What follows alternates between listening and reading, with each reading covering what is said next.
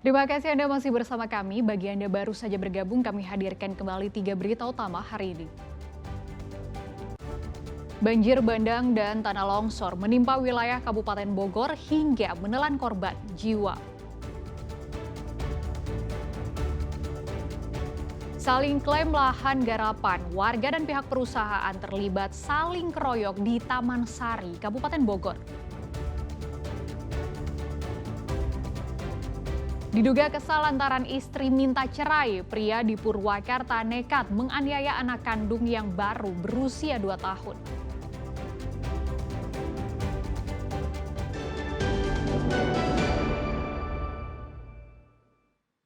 Aksi pengeroyokan terjadi antara pihak keamanan dan warga di Kecamatan Taman Sari, Kabupaten Bogor. Aksi ini terjadi lantaran warga dan pihak perusahaan saling klaim lahan garapan.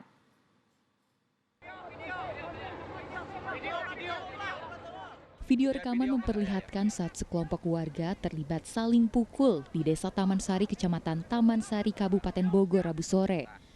Awalnya seorang warga bernama Mardi yang mengaku telah menggarap lahan, menghentikan petugas yang mengoperasikan alat berat. Ia langsung mengambil kunci alat berat dan mengusir para pekerja. Hal ini dilakukan karena warga mengklaim lahan tersebut merupakan lahan milik warga. Tersulut emosi, aksi saling serang antara warga dan pihak keamanan proyek PT PMC pun terjadi. Kedua pihak saling klaim lahan garapan. Aksi saling pukul ini pun dihentikan petugas gabungan yang tiba di lokasi. Namun pihak PT PMC membantah adanya aksi pengeroyokan terhadap warga. Adalah perlawanan sama dia. Nah langsung dia, kalau nggak salah di videonya juga itu jelas, ketika dia diamankan sama anak-anak, Mahdi itu memukul tim kami. Ya disitulah permasalahannya. Jadi bukan Mahdi dikeroyok, ya kita laporkan lah. Ya nanti proses masalah ini mah yaitu ya kita tunggu.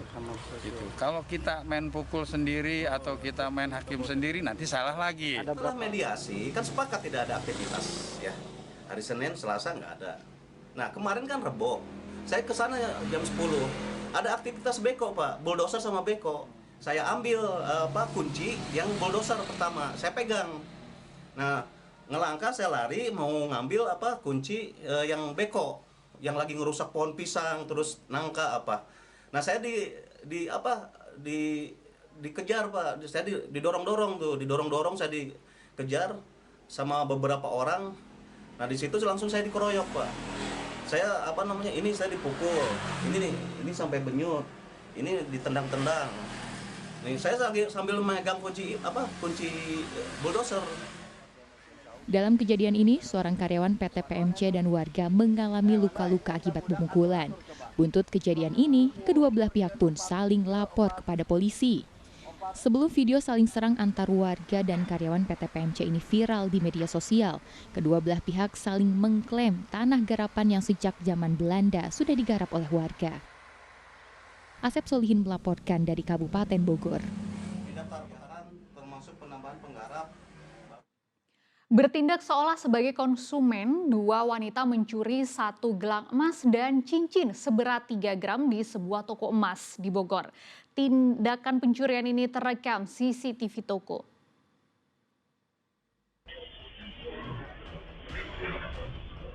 Emak-emak ini terlihat seperti pelanggan toko pada umumnya.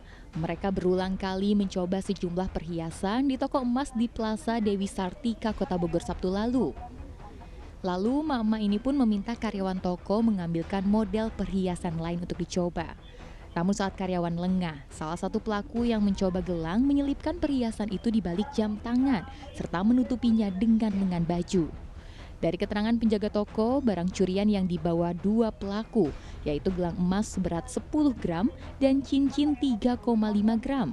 Total kerugian yang dialami pemilik toko emas ini pun mencapai 18 juta rupiah. Kini kasusnya dalam penyelidikan polisi. Yang satu mencari gelang keroncong tua itu sengaja mengecoh sales atau karyawan toko dengan cara memilih-milih barang. Itu disuruh mengeluarkan beberapa barang. Lalu beliau memakai gelang satu tanpa disadari oleh karyawan toko kami dan diumpetin di belakang jam tangan. Kita sudah menerima videonya.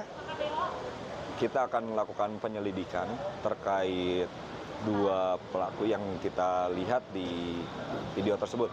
Kita profiling terlebih dahulu, ya mudah-mudahan dalam waktu dekat kita bisa ungkap terkait pencurian di toko emas. Polisi mengimbau agar pemilik toko emas lainnya di Kota Bogor untuk waspada bila menemukan konsumen yang menjalankan modus operandi yang sama. Iwan Kurniawan melaporkan dari Kota Bogor. Diduga kesal lantaran istri minta cerai, pria di Purwakarta nekat menganiaya anak kandung yang baru berusia 2 tahun. Penyiksaan bocah batita tersebut sengaja direkam pelaku lalu dikirim ke istrinya.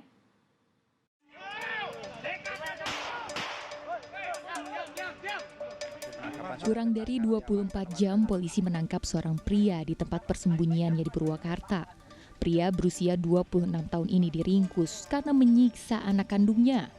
Pelaku berinisial DH dilaporkan ke polisi oleh istrinya dengan barang bukti 2 rekaman video saat menyiksa anak perempuan mereka yang baru berusia 2 tahun. Diduga penyiksaan dilakukan pelaku lantaran istrinya mengajukan gugatan cerai terhadap pelaku. Tak terima dengan keinginan sang istri, pelaku dengan tega menganiaya anak kandungnya sendiri dan sengaja merekamnya. Video rekaman dikirimkan untuk mengancam sang istri. Setelah melakukan aksi kejinya, pelaku sempat melarikan diri ke hutan. Inisial CF dan anak kandungnya ini usia 22 bulan, 1,5 tahun. Dan kami mendapat laporan tadi malam, kira pukul 00 dari keluarga, dan kejadian ini sudah 2 kali dilakukan oleh orang tuanya. Nah, ini mengakibatkan luka memar dan kita sudah tangani untuk korban. Motifnya Pak? Motifnya ini marah karena istrinya mengajukan cerai dan dia sengaja mengirimkan video ini kepada istrinya yang memang pulang kembali ke orang tuanya, rumahnya di Bogor. Untuk mempertanggungjawabkan perbuatannya, pria 26 tahun itu dijerat menggunakan UU tentang Perlindungan Anak dengan ancaman hukuman maksimal 10 tahun penjara.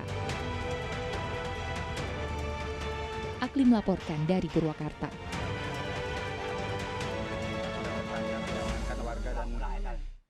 Dengan modus mengaku sebagai wartawan, 5 orang pria memeras kepala desa di Sumedang. Pelaku mengancam akan memberitakan pengelolaan BUMDes yang diduga tidak berjalan.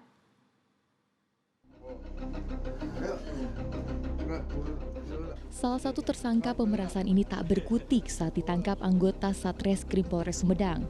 Ia ditangkap saat bersembunyi di rumahnya di kawasan Cisarua, Sumedang, Selasa malam. Pemerasan dilakukan pelaku dengan modus mengaku sebagai wartawan. Korbannya merupakan kepala desa Ciuyah, Kecamatan Cisarua, Sumedang. Dari hasil penyelidikan, Kapolres Sumedang mengungkap bahwa modus kelima tersangka yaitu mengancam korban hingga menawarkan jasa agar tak dilaporkan ke inspektorat terkait masalah di badan usaha milik desa atau BUMDes. Para pelaku melakukan pemerasan dengan meminta sejumlah uang dengan total 8 juta rupiah yang ditransfer korban secara bertahap. Tak hanya menangkap 5 tersangka, polisi juga masih memburu 2 pelaku lain yang kini masuk dalam daftar pencarian orang atau DPO. Orang-orang yang mengaku sebagai wartawan tapi tidak terdaftar di Dewan Pers. Modusnya mereka meminta uang kepada korban dengan mengancam. Kalau nggak ngasih akan diberitakan beritanya yang negatif-negatif. Selain itu juga mengancam tidak akan membantu, mengiming-imingi akan membantu kepala desa kalau ngasih uang nanti kita bantu di inspektorat. Jadi ini di Sumedang nih BUMDesnya banyak yang bermasalah, termasuk bapak kalau ngasih uang aman Pak di inspektorat. Nah gitu lah kira-kira. Dari 5 tersangka, polisi menyita barang bukti 5 kartu pers palsu, 5 ponsel serta barang bukti transfer hasil pemerasan. Atas perbuatannya, kelima tersangka terancam hukuman paling lama 9 tahun penjara. Agun Gunawan melaporkan dari Sumedang. Seorang dosen di salah satu universitas negeri di Tasikmalaya diduga telah melakukan tindak kekerasan seksual pada mahasiswinya. Pihak kampus menonaktifkan dosen tersebut selagi melakukan investigasi. Dugaan kasus pelecehan seksual kembali terjadi di lingkungan kampus. Kali ini seorang dosen di salah satu universitas negeri di Tasikmalaya diduga telah melakukan tindak kekerasan seksual pada mahasiswinya. Kejadian ini terungkap setelah korban melaporkannya kepada pihak rektorat kampus. Menindaklanjuti laporan korban, pihak kampus untuk sementara menonaktifkan dosen terkait dan memindahkan dosen tersebut ke bagian administrasi. Laporan ini diterima pihak kampus pada awal Juni lalu, sementara penonaktifan dosen terkait baru dilakukan pada 1 Juli. Sampai saat ini, Satgas masih melakukan investigasi dengan memeriksa sejumlah saksi. Hingga kini sudah ada 17 saksi baik mahasiswa maupun pihak lain yang diperiksa terkait kasus dugaan kekerasan seksual. Sejauh ini Satgas sudah menindaklanjuti laporan tersebut dan Satgas juga sudah menyampaikan laporannya ke pimpinan, makanya dalam proses investigasi lebih lanjut dan untuk menjaga kondusivitas juga lembaga sudah menerbitkan tadi SK penonaktifan atau Satgas PPKPT harus menyediakan layanan untuk pelaporan atau pengaduan bagi siapa saja warga di kampus Unsil untuk menyampaikan laporan apabila memang mereka mendapatkan perlakuan tindak kekerasan. Jika terduga pelaku terbukti melakukan tindakan kekerasan seksual, pihak kampus akan memberikan sanksi tegas. Tentu efek jera harus diberikan kepada pelaku karena sejatinya lingkungan kampus haruslah menjadi tempat aman untuk menimba ilmu. Eko Setiabudi melaporkan dari Tasikmalaya.